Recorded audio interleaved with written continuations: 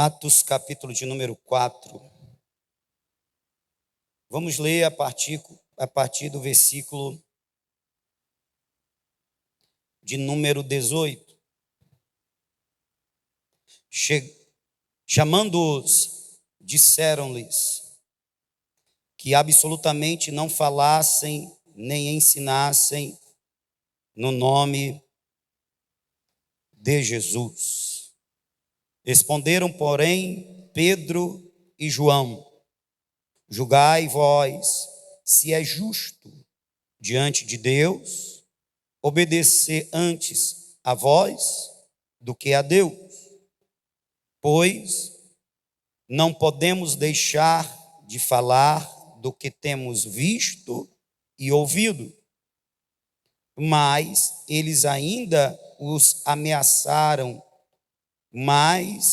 e não achando motivo para os castigar, deixaram-nos ir por causa do povo, porque todos glorificavam a Deus pelo que acontecera. Pois o homem em quem se operara aquele milagre de saúde tinha mais de 40 anos. Solto eles, foram para os seus e contaram tudo o que lhes disseram os principais sacerdotes e os anciões. Ouvindo eles isto, unânimes, levantaram a voz a Deus em oração: Senhor, Tu és o que fizeste o céu, a terra, o mar e tudo o que nele há. E você diz amém. O que acontece, irmãos, quando uma igreja está vivendo o propósito, o chamado de Deus, e há uma tentativa de impedi-la? O que acontece? Como reage a igreja que está vivendo intensamente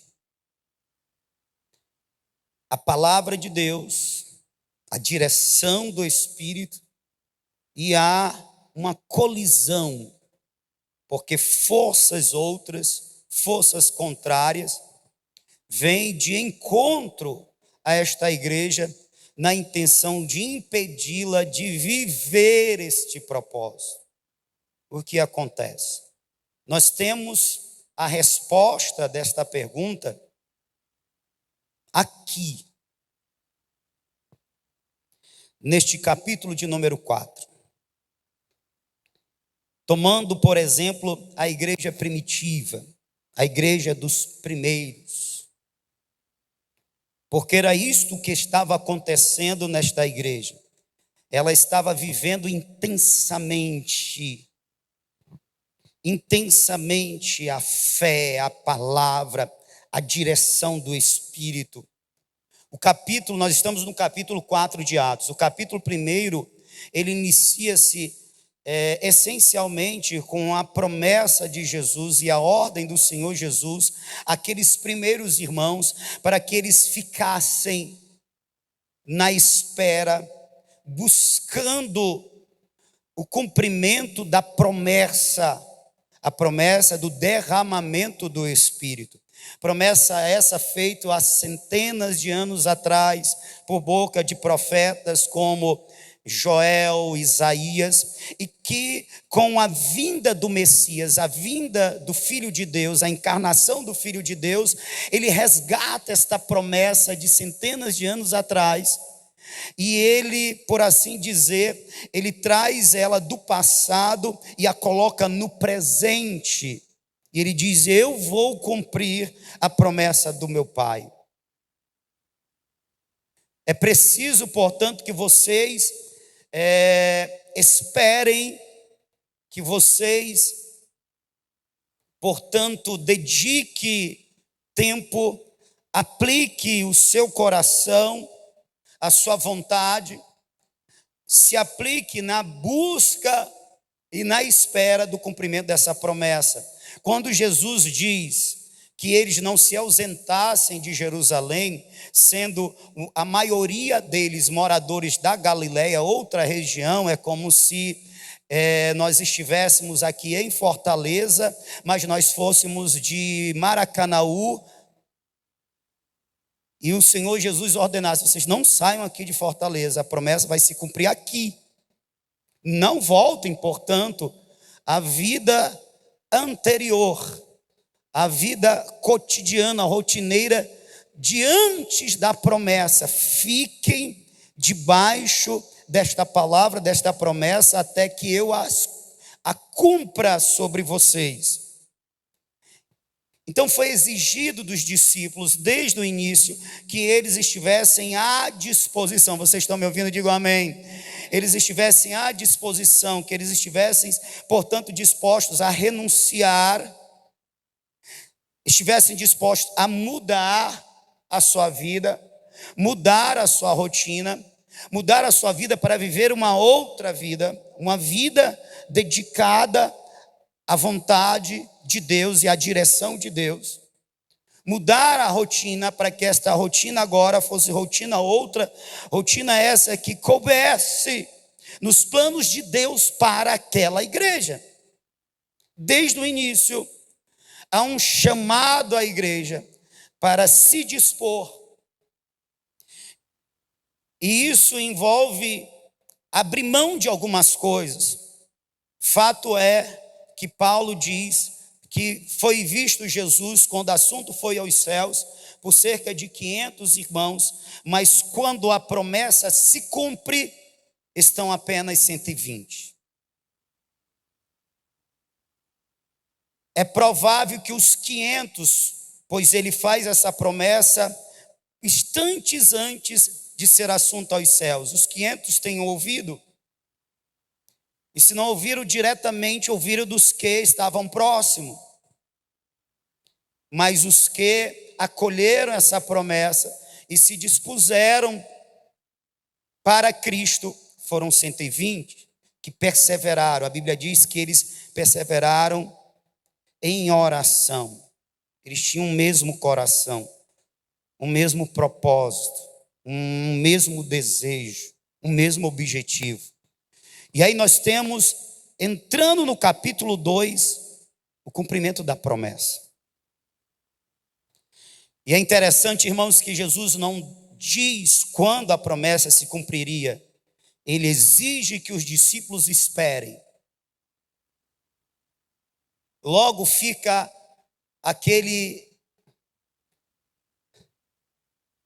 aquela questão: quanto tempo nós temos que esperar? Na verdade, eu acho que essa questão é nossa, que olhamos a história hoje, mas para aqueles discípulos, eles não estavam preocupados com quanto tempo eles tinham que esperar. Eles sabiam que tinham que esperar e se dispuseram a buscar, a esperar. Nós sabemos que essa espera durou 10 dias. E cumprindo-se o dia de Pentecostes, ou seja, depois da Páscoa, quando Jesus é crucificado, 3 dias depois ressurge dentre os mortos, ele passa 40 dias, da Páscoa para o Pentecoste, 50 dias, ele é assunto aos céus em 40 dias, no 40º dia, amém? No 50º, que significa Pentecoste, ele subiu, mas o seu espírito desceu. Rapaz, isso é muito interessante. Deus vem na pessoa do Filho de uma forma simples, humilde, sem muito alarde, sem muita divulgação. Mas quando o Deus Espírito, a pessoa divina do Espírito vem, já é com alarde, já é com barulho, já é chamando a atenção. Aleluia, é Deus dizendo: agora iniciou-se um novo tempo, um novo período na história da humanidade, na qual o Espírito do Senhor estará sobre a terra, usando um povo que foi chamado, que foi remido, sim, lavado, aleluia, um povo que traz em sua alma a marca do sangue. Este povo vai ser cheio do Espírito do Senhor, e este povo vai revolucionar o mundo. Então, para o que veio o Espírito fazer? Ele vem e vem causando alarde. Por isso diz que como um vento, um som como de um vento veemente e impetuoso, veio o Espírito Santo. Desceu o Espírito Santo, inaugurando, por assim dizer, o período do Espírito Santo, o ministério terreno do Espírito Santo, o nascimento da igreja. Capítulo 2, a promessa é cumprida da parte de Deus, e Jesus disse que quando o Espírito Santo viesse, ele capacitaria aquela igreja, aqueles crentes, aqueles discípulos. O Espírito Santo daria a esses discípulos poder este, para que os discípulos fossem testemunhas de Cristo, começando em Jerusalém, mas tendo por fim os confins da terra. Jesus prometeu que com a vinda do Espírito, a igreja seria dotada de poder sobrenatural, capacitada com um poder sobrenatural. E uma das primeiras coisas que o Espírito faz, muda naqueles crentes, é a questão da coragem. Aqueles crentes inicialmente estavam com muito medo. No capítulo 20 de João, ou é o 21, a Bíblia diz que naquele período de 40 dias em que Jesus apareceu algumas vezes para os seus discípulos, Jesus teve que aparecer de repente no meio deles, porque eles estavam trancados, as portas estavam trancadas, eles estavam lá dentro, com medo, muito medo de serem afligidos, assassinados, como fora Jesus, seu mestre. Eles estavam a esperar, mas eles estavam com medo. Quando o Espírito Santo vem, e vem para capacitar a igreja, uma das primeiras coisas que o Espírito Santo faz é dar àqueles crentes ousadia, coragem. Por isso, um dos primeiros atos daquela igreja, representado pela ação de Pedro, foi abrir as portas, sair às ruas e começar a pregar. Aquele Jesus que vocês entregaram a Pôncio Pilatos, que vocês crucificaram, ele veio a ser a principal pedra de esquina, pedra angular, rejeitada pelos homens, mas aceita por Deus e feito coluna. Vocês mataram o Cristo. A primeira coisa que acontece com aquela igreja que fora revestida pelo poder do Espírito Santo é perder o medo.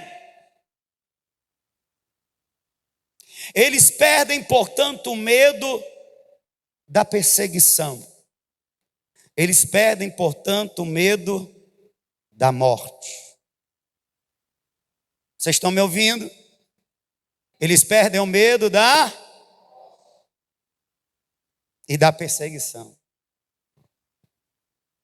E eles começam a pregar como os mais habilitados são os apóstolos. Esse ministério é por eles desenvolvido. Capítulo de número 3. No capítulo 2 nós já temos as primeiras conversões, porque a palavra poderosa está sendo pregada e as primeiras vidas se convertem.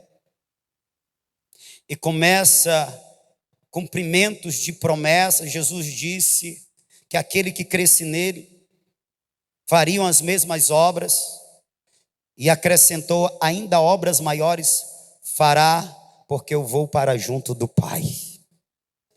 Na primeira pancada, na primeira mensagem daquele Pedro que outrora era medroso, ou melhor, que estava apavorado,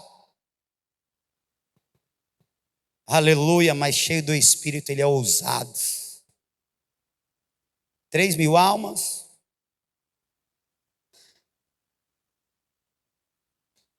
Jesus, quando foi assunto aos céus, eu disse que tinham cerca de quantas pessoas, irmãos? 500. Já pensou na primeira mensagem que você pregar, já ganhar umas 3.000? Pedro está iniciando o ministério, já está ganhando mais almas do que o Senhor Jesus, para se cumprir o que o próprio Senhor Jesus: aqueles que creem em mim farão as mesmas obras, e ainda maiores fará. Aleluia, glória a Deus. Irmãos, nós temos que voltar ao tempo em que uma igreja ousada, uma igreja que conhece a palavra e busca na palavra inspiração para as suas orações e para as suas ações. Nós precisamos resgatar esse tempo, nós precisamos voltar a ser assim novamente. Mas você pode dizer: pastor, nunca foi assim. Nunca fui assim, mas a igreja já foi assim. E o mesmo Deus que operou lá no passado é o mesmo Deus que opera hoje no presente. A promessa que foi lançada para os nossos primeiros irmãos é a promessa que está sobre as nossas vidas hoje, aleluia. E a promessa é: eu derramarei do meu Espírito. O Espírito, quando vier, ele vos capacitará com poder para que vocês sejam minhas testemunhas. Vocês farão as mesmas obras que eu fiz, e ainda farão ainda maiores, porque eu vou enviar o meu Espírito, ele vos capacitará. Sabe, irmãos, nós precisamos resgatar essas promessas. Existem cerca de 8.000 promessas nas Escrituras, e às vezes a gente só se agarra com algumas delas. Promessas de socorro, não tem nenhum problema com isso. Promessas de bem-aventurança, promessas de prosperidade, promessa disso, daquilo outro. Mas nós também temos que nos agarrar com promessas como essa: vocês serão cheios do meu Espírito, vocês serão minhas testemunhas. Cheios do Espírito vocês serão movidos pelo meu Espírito, vocês serão movidos, oh aleluia, pelo meu Espírito. Eu vou repetir: vocês serão movidos pelo meu Espírito. Vocês farão as mesmas obras que eu fiz, e farão ainda maiores. Eu quero acreditar, irmãos, que nós estamos num começo de uma obra muito grandiosa, de um alcance ainda maior do que nós estamos vendo. Nós já estamos desfrutando de testemunhos de pessoas que olham para nós e diz: olha, vocês foram a resposta de Deus às nossas orações. Oh, aleluia, testemunhos como daquele pregador, daquele aquele irmão, o nome dele é Mateus, ele é líder da mocidade, numa cidade lá de Viçosa, aleluia. Ele disse: naquela cruzada eu fui abençoado por Deus, Deus usou um de vocês, e quando ele orou por mim, ele ministrou a palavra, tudo que ele falou era o que eu tinha orado e pedido a Deus, a resposta. Eu cheguei naquela cruzada, capenga, desanimado, mas eu saí renovado, restaurado.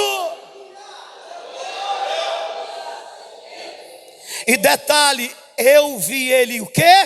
Pregando. Você está entendendo? Aleluia, exercendo o ministério.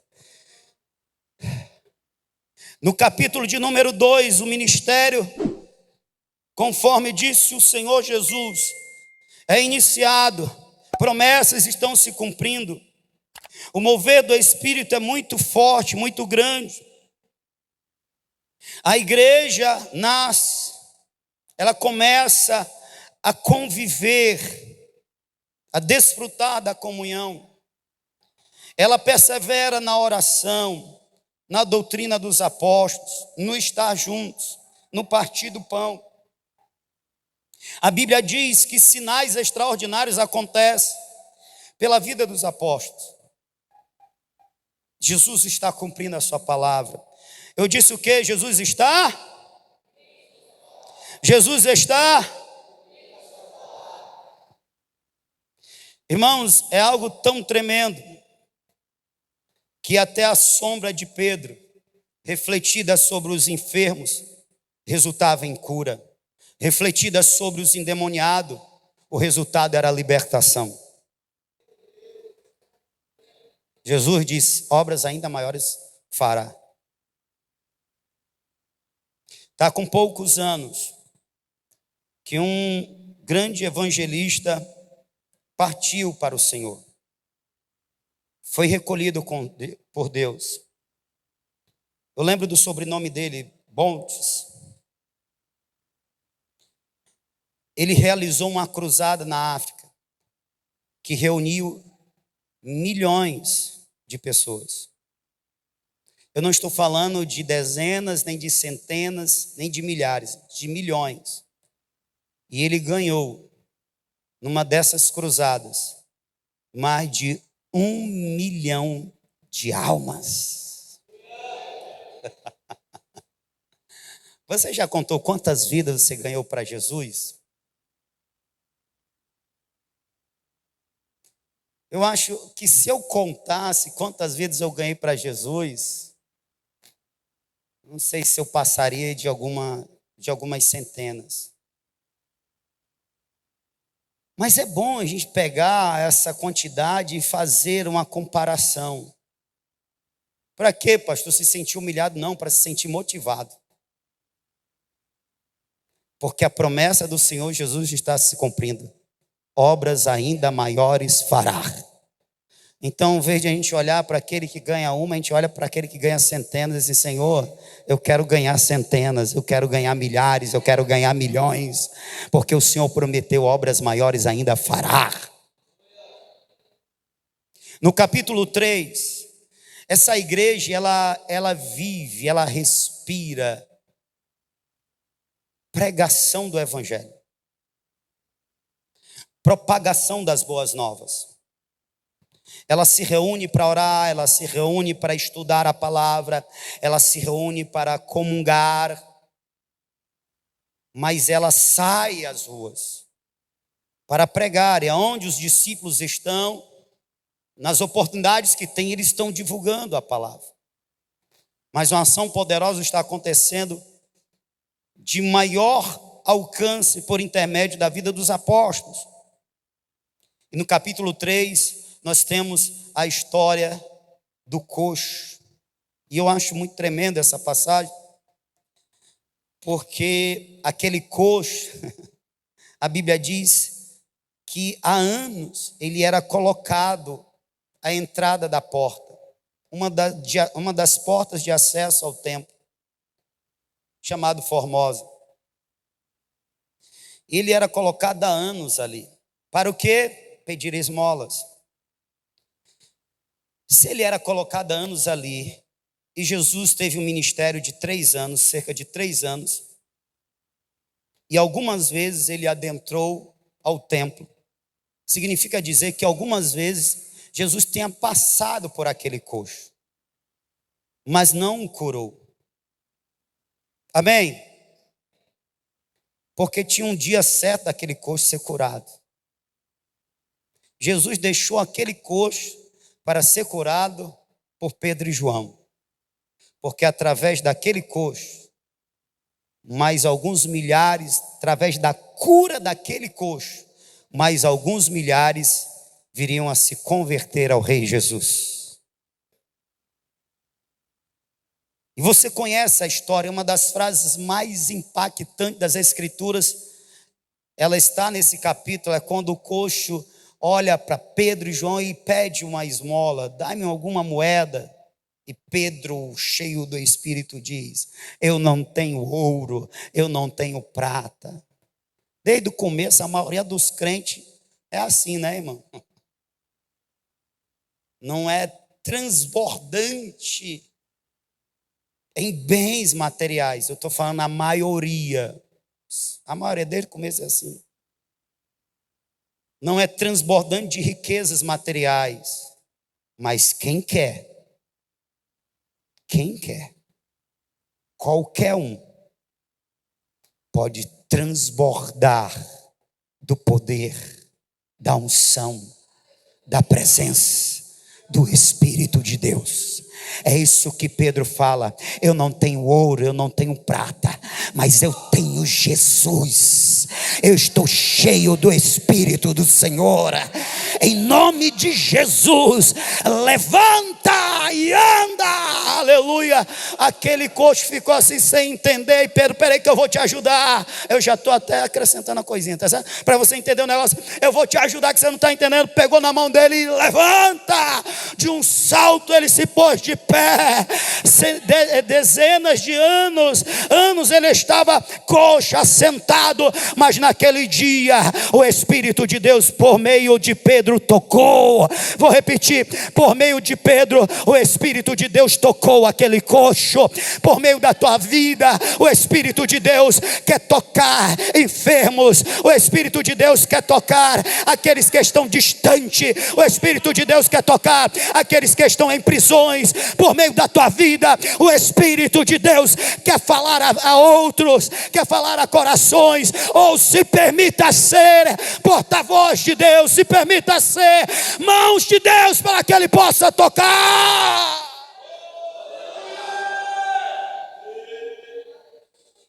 Se existe um se Deus assim quiser, se Deus assim permitir, seremos prósperos financeiramente, materialmente. Mas como Deus cuida de nós, nem todos, e a maioria que não está apta a ter bens materiais em abundância e viver corretamente a vontade de Deus. Aí Deus priva desta tentação. É um cuidado divino. Mas quanto ao ser cheio do Espírito, irmão, é a vontade de Deus que toda a sua igreja seja, que todos os seus filhos sejam, que todos os seus adoradores sejam. É a vontade de Deus que todos nós saiamos desta noite transbordando da presença, cheios de Deus Espírito. Não vos embriagueis com vinho em que há devassidão, contenda, mas enchei-vos do. Você percebe aqui que não é um conselho, é um imperativo: enchei-vos do Espírito Santo. E acontece algo que Deus espera.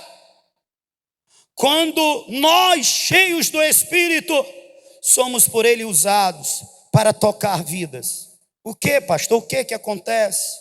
Aquele que jazia à porta do templo há anos, bem pertinho, mas nunca entrava.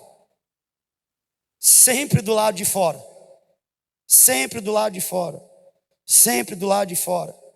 Ele conhecia todos os crentes que ali passavam. Ele conhecia toda a liturgia do culto. Ele conhecia os dias de culto, o que se fazia no culto. Mas ele não participava do culto, ele sempre estava lá fora, sempre estava lá fora. Mas naquele dia alguém cheio do Espírito tocou nele e disse: levanta, você vai entrar. Levanta, você vai fazer parte. Levanta, vem comigo, eu te levo. Você está entendendo como Deus quer te usar? Porque tem muita gente que vai ficar à porta, tem muita gente que vive à porta, tem muita gente que está lá fora, não tem condições de entrar, não tem força para entrar, não tem conhecimento. Ele precisa de mim, ele precisa de você. E tem uma coisa: se não for no poder do Espírito, você vai falar, ele vai continuar lá do lado de fora. Você vai tentar colocar ele para dentro, mas ele não vai conseguir entrar. É no poder do Espírito, repita comigo: é no poder do Espírito, é no poder do Espírito. Jesus disse: fiquem em Jerusalém, não se ausente da cidade, não inventem de pregar, não inventem de sair anunciando. Vocês só vão sair quando o Espírito do Senhor vier sobre vocês, quando o meu Espírito for derramado sobre vocês. Às vezes nós queremos convencer com a nossa capacidade, nós queremos convencer pensando que se nós usarmos essa estratégia, se nós usarmos esse argumento, se nós usarmos essas palavras, nós vamos conseguir convencer. A gente pode até convencer e tocar o intelecto, a razão, mas só o Espírito Santo consegue converter e adentrar para além do intelecto e da razão, e tocar o mais íntimo do ser, e libertar o espírito que está aprisionado pelo pecado, e fazer e gerar nova vida. Portanto, o que nós precisamos é ser mais cheios do Espírito Santo. Você está me entendendo? Então não, irmão, não é tolice, não é meninice, não é besteira, não é opcional, é carência, é necessidade. Uma igreja cheia do Espírito é a igreja que vai fazer a diferença. Não é loucura nossa, não é exagero nosso. Nós insistirmos em buscar, em criar eventos na qual nós sejamos até algumas vezes forçados a jejuar, forçados pelo dever, pelo compromisso, forçando a natureza carnal a se submeter. Mas o quanto isso tem trazido para nós de frutos, de resultados. Quanto? Os frutos são provas de que Deus está se agradando da nossa busca, e de que a nossa busca segue um caminho que agrada o coração de Deus. Eu lembro do pastor que disse: olha, hoje praticamente na minha igreja não tem ministério de louvor. Nós temos agora uma pessoa que canta e toca, mas nós tínhamos tecladista, vozes, 4, 5. Nós tínhamos 2 pessoas que tocavam teclado, 2 que tocavam violão. Mas Deus, alguns anos atrás, 2 anos, se não falha a memória, havia dito que havia um levante acontecer do inimigo contra o ministério de louvor, os componentes do ministério de louvor. Isso foi numa visão. E foi passado para o ministério de louvor dizendo: olha, vigiem, Vigie, o inimigo vai se levantar contra vocês. Orem mais. Porque não adianta só vigiar, tem que vigiar aí, orar aí. E começou os embates. Bem, o resultado é que, passado o tempo, hoje tem um componente. E cada um que ia saindo, que ia caindo, ele lembrava, lembre-se do que foi dito. Vamos orar, vamos vigiar. Se levante do inimigo, vigie. Mas não adiantava. Hoje tem um componente. E quando eu vi essa história, eu olhei para o nosso caso e eu agradeci ao Senhor, louvei o Senhor. Porque eu pensei da seguinte forma: se esse ministério de louvor tivesse se colocado em campanha de oração e de jejum, vendo o pastor que eles não conseguiam fazer só, estimulados só pelo aviso, a advertência, ele pegasse eles, olha, todos vão ter que fazer. E quem quiser continuar vai ter que fazer, que às vezes a gente tem que agir assim. E ele colocasse aquele povo para orar e jejuar, e eles estivessem orando e jejuando com eles, provavelmente eles estariam mais fortes para resistir. Estariam mais rendidos ao Espírito de Deus, para não se deixar seduzir quando o inimigo viesse com as tentações. E eu olhei para o nosso caso, eu louvei o Senhor, e no meu coração dei glórias a Deus, porque nós, desde alguns anos atrás, desde praticamente o começo da Manancial, a gente tem esse propósito de estar sempre buscando, estar sempre jejuando, estar sempre orando, buscando mais de Deus, mais do Espírito de Deus. E eu fiquei pensando o quanto o Senhor nos livrou de quedas. É verdade que alguns de nós estivemos tropeçando e até caímos, mas se cumpriu o que está escrito: o justo, se cair, não fica prostrado, porque Deus o levanta. Aleluia! E nós temos um ministério de louvor abençoado, aleluia. Nós temos sim as nossas fragilidades, nós temos sim algumas coisas que precisam ser ajustadas, consertadas, endireitadas, mas nós temos buscado do Espírito, nós temos recebido do Espírito. Nesta viagem para Viçosa, eu vi algo que testemunha disso. O pastor de lá disse: olha, a gente ficou maravilhado, impressionado como Deus tem usado vocês, e a todos vocês, até o ministério de louvor. Quando ele disse até o ministério de louvor, eu entendi, sabe por quê? Porque o ministério de louvor em muitas igrejas é conhecida como o departamento mais cru de toda a igreja, porque é conhecido como um povo que, ao tocar, faz a parte dele e sai, não quer ouvir a palavra, não quer participar das outras coisas. É assim conhecido o ministério de louvor em muitos lugares. Mas quando ele disse até o ministério de louvor de vocês, até os componentes do ministério de louvor de vocês são usados. Eles não apenas tocam, eles não apenas cantam, eles também ministram, eles também oram, e o poder de Deus cai. Aleluia. Eles também pregam e Deus usa. É desse jeito. O Senhor tem nos dado graça, o Senhor tem nos usado. Aleluia. Louvado seja o nome do Senhor. Mas isso por quê? Porque entre os 500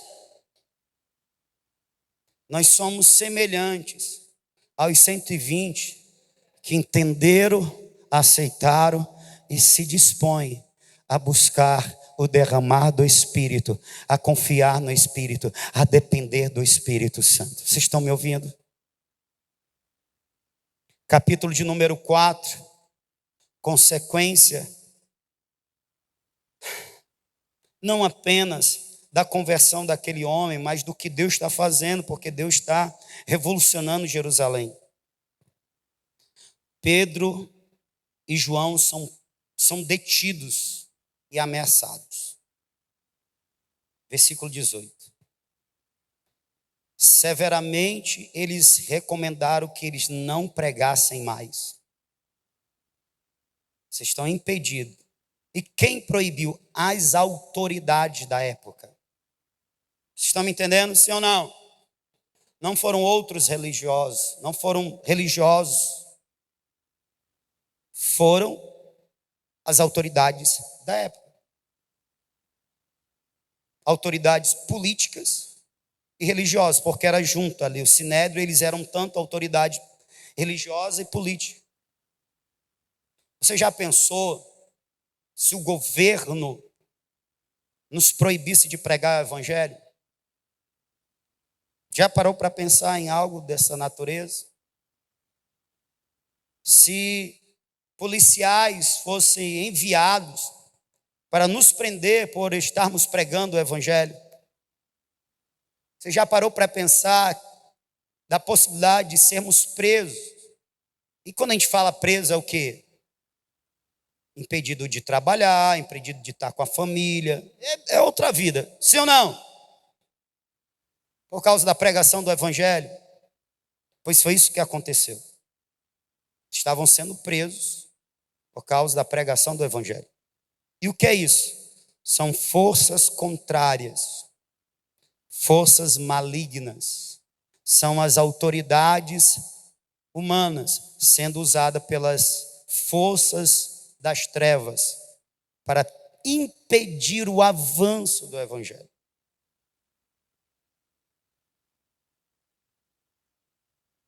Como Pedro e João reagem a esta ordem? Eles reagem dizendo: julgai vós se é justo diante de Deus obedecer antes a vós do que a Deus. Pois não podemos deixar de falar do que temos visto e ouvido. Ah, quem dera. Quem dera. Se não apenas um, mas todos nós. Independente do tempo de crente, independente do sexo, independente da formação, todos nós quem? Os salvos, seguidores de Cristo, tivéssemos esse senso de responsabilidade. Qual, pastor? Não podemos deixar de pregar o que temos visto e ouvido. Em outras palavras, não nos é dado esse direito. Nós não temos esta opção. De quê? De deixar de pregar, irmã Amélia. De deixar de pregar, diácono Sávio. Nós não podemos deixar de anunciar as boas novas. Nós não temos esse direito. É por isso que quando um jovem chamado Timóteo, que já estava à frente da igreja, mas atingido pelas circunstâncias, porque a igreja em extrema perseguição, o seu mentor aprisionado, ele foi sim, de uma certa forma, afetado. Paulo escreve a este Timóteo, dizendo: conjuro-te, pois, diante de Deus e de Cristo Jesus, que há de julgar os vivos e os mortos na sua vinda e no seu reino, prega a palavra, insista a tempo e a fora de tempo, admoesta, repreende, exorta com toda longanimidade e ensino. Esse era o coração da igreja. Este era o pensar de todo salvo. Qual era? Não nos é dado o direito de se calar. Nós não temos o direito de nos omitir, de silenciar. Nós não podemos deixar de pregar as maravilhas de Deus. Nós não podemos deixar de anunciar que Jesus Cristo é Senhor. Nós não podemos deixar de anunciar que Ele morreu para a remissão dos nossos pecados e ressuscitou para garantir a nossa salvação. E isto não é para o pastor, para o evangelista, apenas é para a igreja. Conjuro-te, rogo-te, insisto com você que pregues a palavra. Insista a tempo e a fora de tempo. Por quem é feita a obra? Por quem é feita a obra ao longo dos séculos que a igreja existe? Por aqueles que ouvem a palavra, se esmeram e perseveram em cumprir, em viver. E no que diz respeito a cumprir a palavra, estar essa ordenança, propaga ela. Anuncia, fala, a tempo e a fora de tempo. Quem é que faz a obra acontecer? São homens como Pedro e João, Paulo, Timóteo no passado, como eu, como alguns de vocês.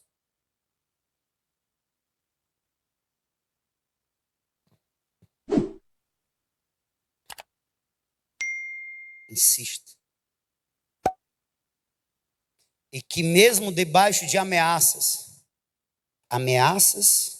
que poderiam se cumprir, eles sabiam que podia se cumprir, porque era o mesmo sinédrio que condenou Jesus,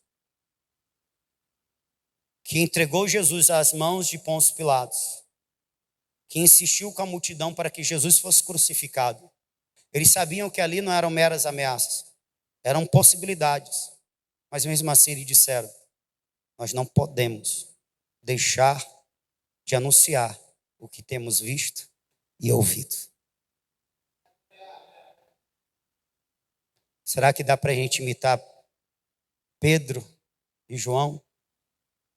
Será que dá para imitar Paulo? Quando Paulo escreve essa carta a Timóteo, é a segunda de Timóteo, capítulo 4, versículo 1. Paulo fala da prisão. Paulo fala de uma condição de que o tempo da minha partida está próximo. Mas eu combati o bom combate, encerrei a carreira, guardei a fé. Ele está dizendo: agora é contigo, Timóteo. A coragem que tu viu em mim, vive ela também. E aí, será que alguém que fala da prisão tem moral para estimular alguém? No mundo, não. Mas no evangelho, sim. Porque se eu tivesse um mentor como esse, eu diria: se o meu mestre, ele fala tão ousadamente de uma segunda prisão, eu também não temerei ser preso. Mas por mais que a gente não tenha um mestre direto, que tenha vivido algo assim, nós temos um mestre divino, que enfrentou a cruz. E ele disse: ide. Esse é o contexto. Que eles chegam para a igreja, anunciando à igreja. Fomos ameaçados, ordenados para que não preguemos a mensagem, anunciemos Cristo. Versículo 24. Ouvindo eles isto, unânimes, levantaram a voz a Deus em oração. Isso mostra pela unanimidade dos discípulos que era um consenso, não era apenas algo da liderança. Vocês estão me ouvindo? Diga amém. Aquela coragem não era apenas de Pedro e João, ou dos demais apóstolos, era de toda a igreja.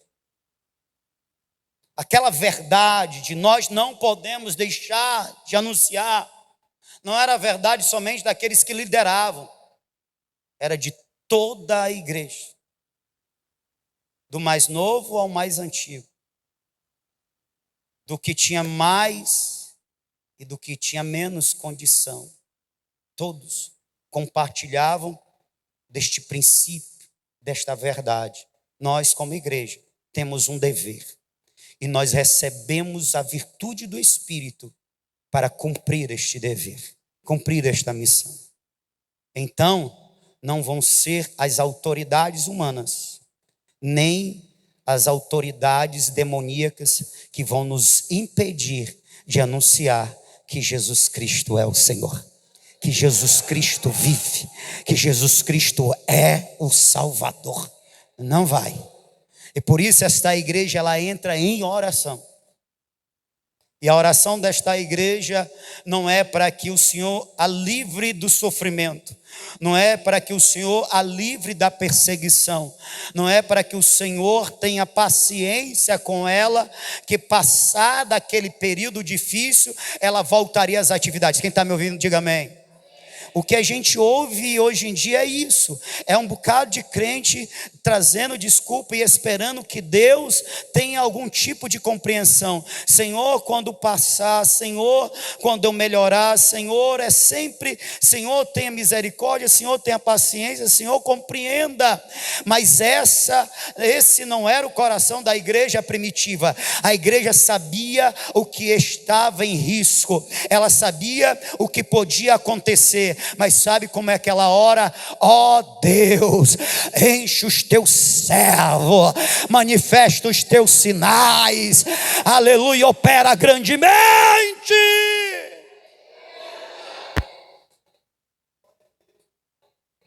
Aleluia. Esta é a igreja. Esta é a igreja, que é exemplo para nós.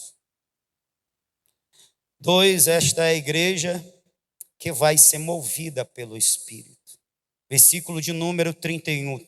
Tendo eles orado, moveu-se o lugar em que estavam reunidos. E todos foram cheios do Espírito Santo, e anunciavam com ousadia a palavra de Deus. Oh, aleluia. A palavra do diabo, presta atenção, por meio das autoridades da época, era não pregue. A palavra de Deus, do Espírito de Deus, por meio dos discípulos é anuncie. Estão me entendendo? Não pregue. O Espírito Santo veio e eles foram cheios. E cheios para quê? Para pregar.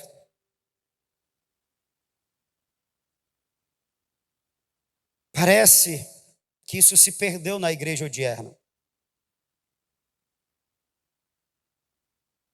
Nós temos discípulos que querem tudo.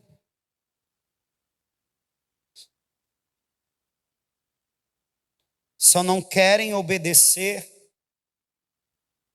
a ordenança, o privilégio de anunciar a palavra de Deus. Querem tudo. Só não querem serem testemunhas. Querem tudo. De outras responsabilidades espirituais, a bênçãos materiais, a socorros, a livramentos, a auxílios, só não querem aceitar esta verdade, que Deus espera de nós que sejamos arautos do reino. que uma das principais ações do Espírito na igreja, não estou dizendo que é a única, uma das principais ações do Espírito na igreja é capacitá-la. É capacitá-la para que ela anuncie as boas novas. E anuncie de tal forma que os que ouvem sejam impactados. Eu quero terminar.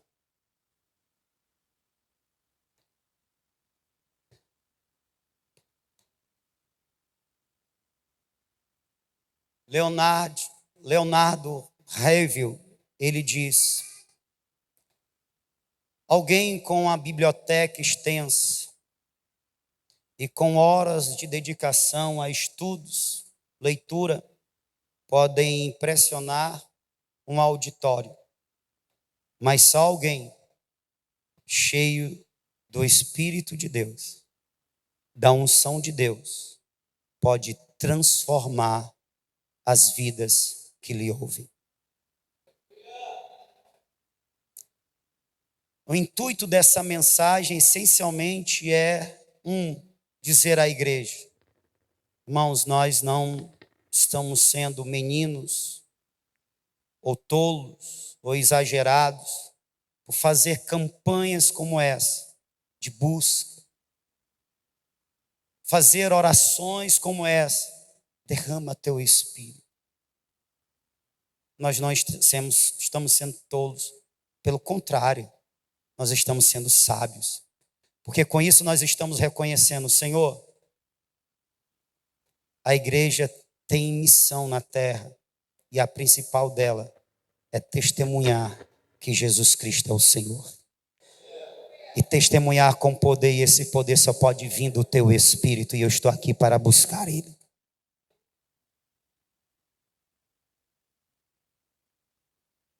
Dois, a intenção dessa mensagem é colocar nos nossos corações essa verdade para que se torne uma necessidade. Nós precisamos ser cheios do Espírito Santo. É Ele quem nos dá coragem, é Ele quem nos dá força, é Ele quem nos dá virtude, é Ele que toca os corações ao usar as nossas vidas. É Ele quem opera os milagres, é Ele que opera as conversões. Nós precisamos buscar verdadeiramente, intensamente o Espírito do Senhor, com a intenção que Ele nos use, para que outros coxos que estão à porta da igreja, adentre a igreja, quando o Espírito de Deus nos usar. Vocês estão me entendendo?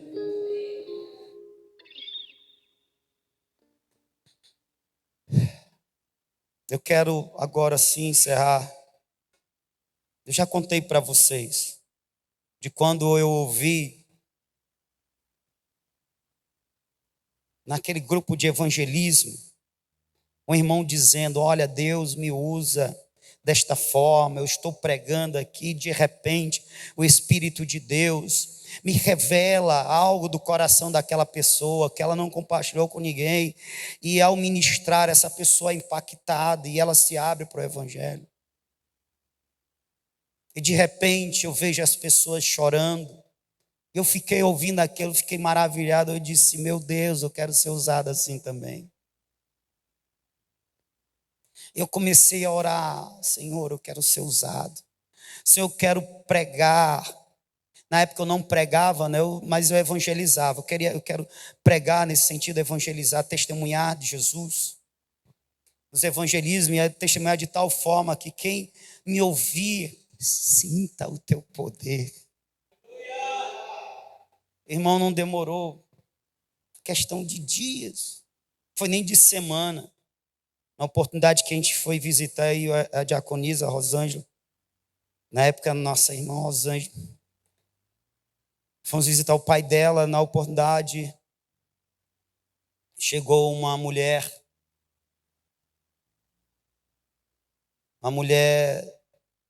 meretriz, prostituta, porque ele morava num lugar que tinha esse local.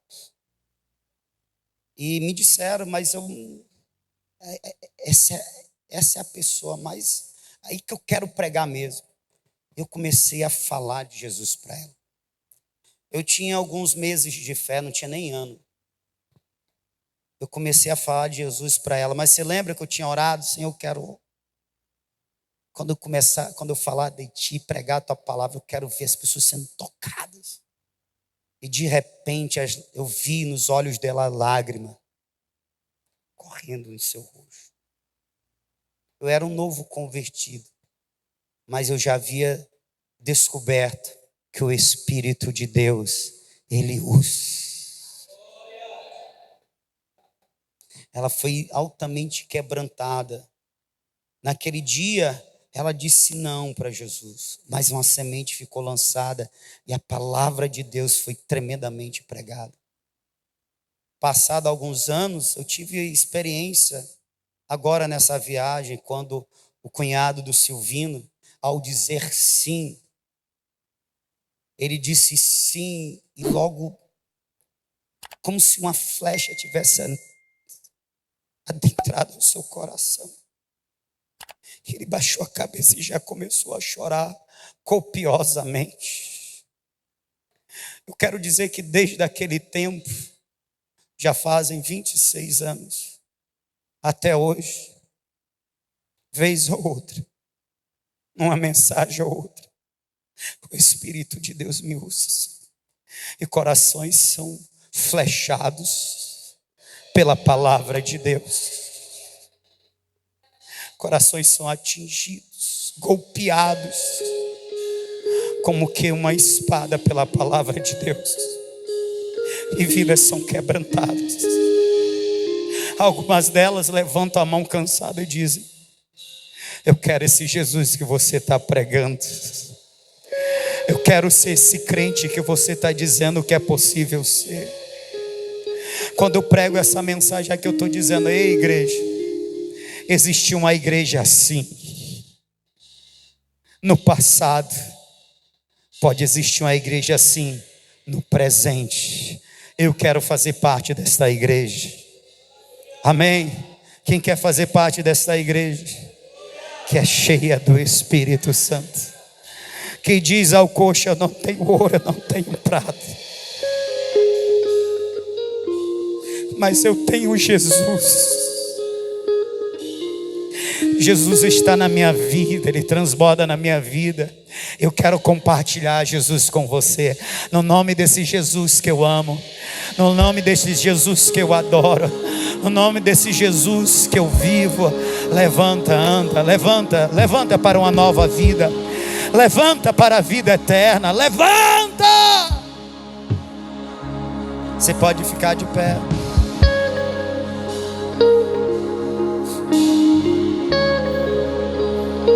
O derramar está aí, irmãos.